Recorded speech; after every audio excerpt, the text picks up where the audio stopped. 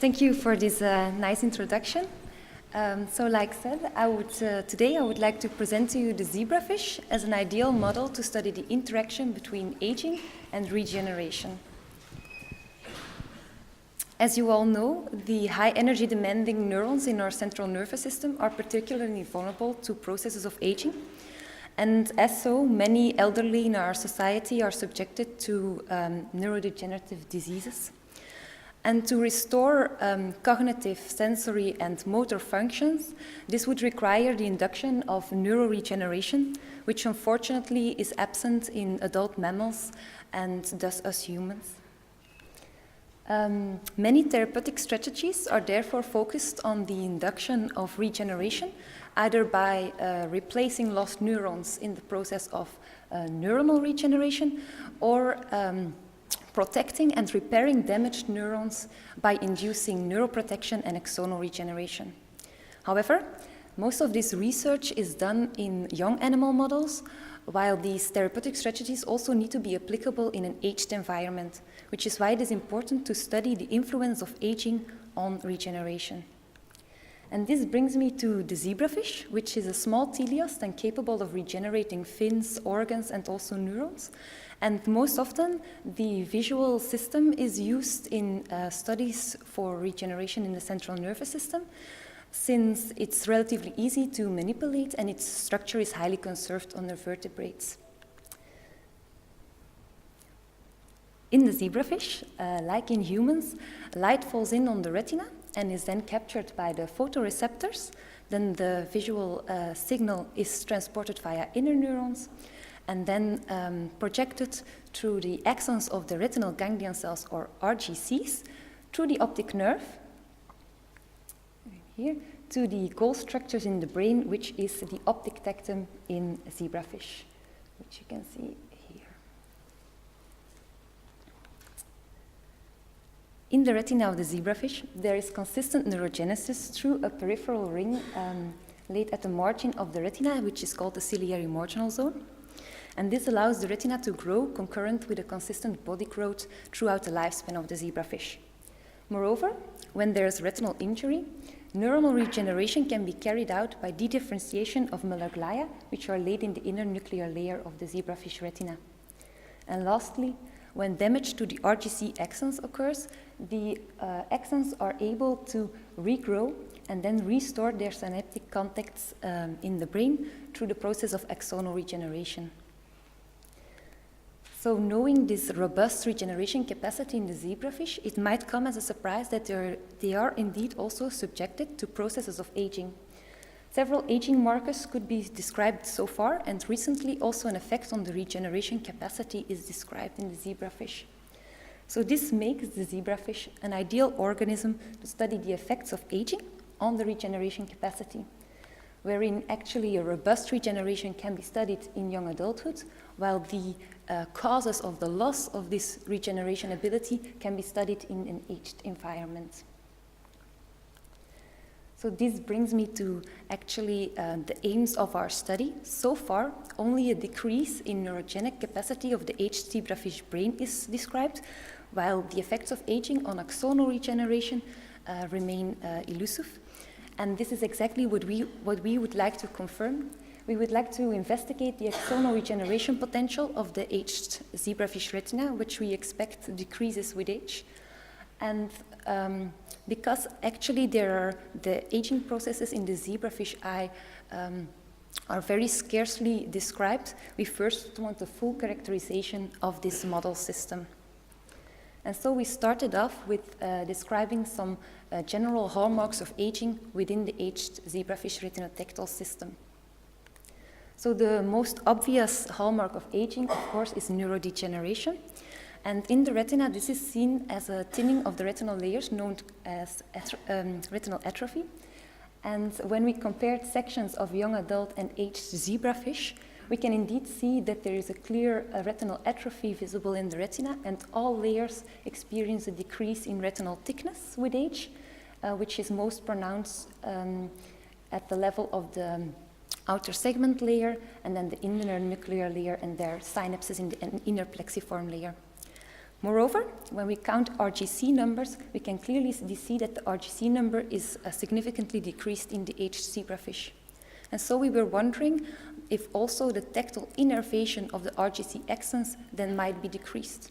So we stained with, we did the biocytin tracing and then stained for DAB, with DAB, and you can clearly see that the tactile innervation of the RGC axons, which you can see here, is indeed decreased in the aged zebrafish compared to young adult ones. Then next, because it was already described that the neurogenic potential in the zebrafish brain decreases with age, we were wondering if indeed also the neurogenic potential of the ciliary marginal zone within the retina would be affected by age. So to visualize this, we made retinal hole mounts, which you can see depicted on the slide, and essentially we fold the retina open like a flower, and then we stained for ZN5, which stains newly differentiated RGCs and their axons. As you can see, the differentiation of RGCs from the ciliary marginal zone is decreased with almost 75% in the aged zebrafish compared to young adult ones. And then lastly, I would like to discuss the process of inflammaging. It is known that in aged organisms, there is a low-grade chronic inflammation states, which goes along with an increase in the number of microglia and macrophages. And also, it appears that they become less functional. And when we stained with 4C4 on retinal sections of our young and aged zebrafish, we can visualize microglia and macrophages. And we can see that indeed the number of microglia and macrophages is increased in the aged zebrafish retina. And with these few examples, I would like to conclude our first aim and state that indeed there is aging within the aged zebrafish retinotactile system. And we want to know how this could influence the regeneration capacity, which brings me to our second aim. Namely, we want to confirm that there is a decreased axonal regeneration potential within the aged zebrafish. And to investigate this, we use the optic nerve crush model, wherein we induce axonal injury to the RGCs. We crush the optic nerve during 10 seconds with a forceps. And in young adults, the RGC axons are able to regrow and then restore synaptic contacts in the brain. Now, this process is traditionally divided in 4 phases, and we started off with investigating the outgrowth phase of the RGC axons via the investigation of the growth-associated protein GAP43. And you can see in the young adult retina that the location of the GAP43 protein goes from the RGC somata and the inner plexiform layer through to the RGC axons within the nerve fiber layer by 4 days post-injury or DPI. By 7 days post-injury, the location of the GAP43 signal is clearly visible and strongly upregulated in both the RGC axons and the inner plexiform layer, which then slowly decreases to basal levels by 14 DPI.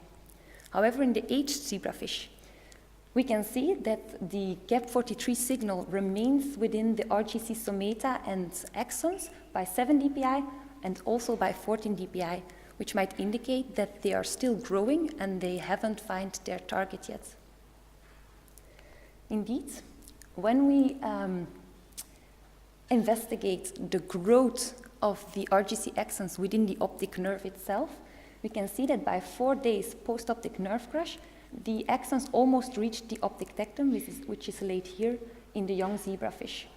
While in the aged zebrafish, they had just passed the optic chiasm, which is laid here. Indeed, measurements pointed out that by 4 DPI in the distance traveled past the crush site in fish is severely decreased in aged fish compared to young adult ones. Next, seeing these first signs of a decreased axonal regeneration potential, we also wanted to visualize the axonal extension and more particularly the tactile innervation of the RGC axons. And for this, we stained with DAB, again after biocytin tracing, the tactile innervation and re-innervation in a number of aged fish and our young adult ones. And in young adult fish, the reinnervation of the optic tectum is almost complete at 7 dpi, while at 18 months we can clearly see that the reinnervation is less dense, and even more so at 24 months age, the reinnervation of the optic tectum is less dense and in some parts even absent. In 2-year-old fish, the reinnervation of the optic tectum is almost 60% decreased compared to your young adult ones, clearly stating decreased axonal regeneration potential. And actually what I would like to discuss with you also, just out of curiosity actually, we went looking to the neurogenic potential of the ciliary marginal zone after optic nerve crush, because in young adult fish, it is not normal. The ciliary marginal zone normally does not respond to injury, which we also could clearly visualize after staining with ZN5. But in the aged zebrafish retina, we can clearly see that, we can clearly see that 7 days post-injury, there's a clear increase in RGC differentiation from the ciliary marginal zone. And this might indicate that the ciliary marginal zone has to compensate for the decrease in axonal regeneration potential. Either the RGCs can become more vulnerable with age, so there might be more apoptosis, or maybe the neurogenic rate is already maximum in young adult ones, which is why it is possible to increase upon injury in the aged fish. And so I would like to state that axonal regeneration is diminished and decreased in the aged zebrafish retinotectal system, and this might correlate to the ciliary marginal zone responding to axonal injury. And currently we're investigating some underlying mechanisms like glial reactivity and the inflammation process. And I would like to round up with an explanation. It is known in literature that not only are there more microglia and macrophages present in the naive conditions, known as inflammaging, they also appear to be less functional. And so after injury, more of these cells are necessary to remain tissue homeostasis or restoration of tissue homeostasis. And again, after staining with 4C4, we could visualize microglia and macrophages. And after optic nerve crush, we can see that indeed there are more microglia and macrophages present in the aged zebrafish tectum, in the aged zebrafish retina after optic nerve crush, but the response remains the same than in comparison with young adult ones. And with this, I would like to conclude. It appears that indeed there are processes of aging present in the zebrafish retinotectal system, and they seem to influence regeneration capacities. And I hope you agree with me as I state that the zebrafish therefore forms one of the perfect organisms to study the influence of aging processes on regeneration capacities.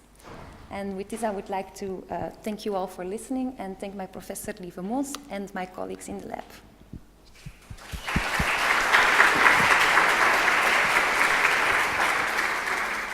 Thank you for your presentation. We have time for a couple of questions.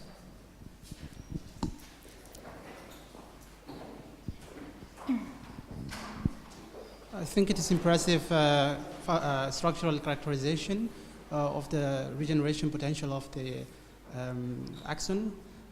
Did you look at how, or if there is a functional reconstitution? Because things like axonal transport, for example. Could you repeat the question? Yeah. Okay. I said it is a really impressive functional, structural rather characterization of the axon regeneration potential.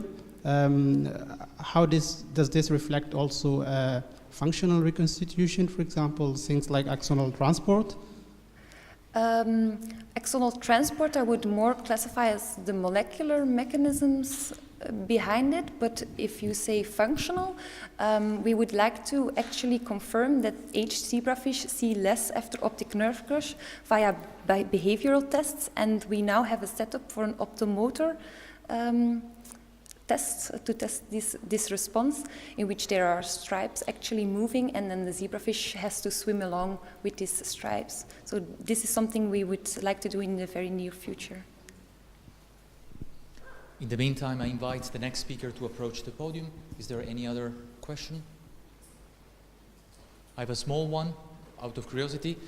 Is there any correlation between the same mechanisms that are activity dependent during development for wiring the retina to the forward pathways in neurodegeneration? Yeah, it is true that in many cases the molecular mechanisms behind developmental innervation of targets is the same than with regeneration processes, but it's not simply recapitulating the embryological state in the adulthood. There are many extra factors, and sometimes even other pathways are activated. So it's not an exact recapitulation, but there are likenesses. Yeah. Yes, so I was just wondering if you see more neurogenesis in the aged, or relatively more neurogenesis in the aged, does it mean that these cells are more sensitive to cytokines, or how do you what do you think is the mechanism of this? If you consider the link to inflammation, maybe. It is known that in inflammaging there are also more cytokines produced, and also the direct correlation between inflammaging and regeneration is pretty obvious. Inflammation plays a very important role in stimulating the regeneration process, both for neuronal regeneration and axonal regeneration. So I think it might be reasonable to hypothesize that indeed higher concentrations of cytokines might then play a role in not only stimulating axonal regeneration, which then is diminished in the aged, but then also stimulates that ciliary marginal zone potential that is there. But we think actually that it might be that it's maximal, so the neurogenic potential is maximal in young adult fish. So an overload of cytokines might do nothing there, while because the neurogenic potential is already decreased in naive conditions in the aged fish, for example, cytokines can be able to induce or to extra stimulate that neurogenic potential. Yeah, that's possible. Let me thank the speaker again.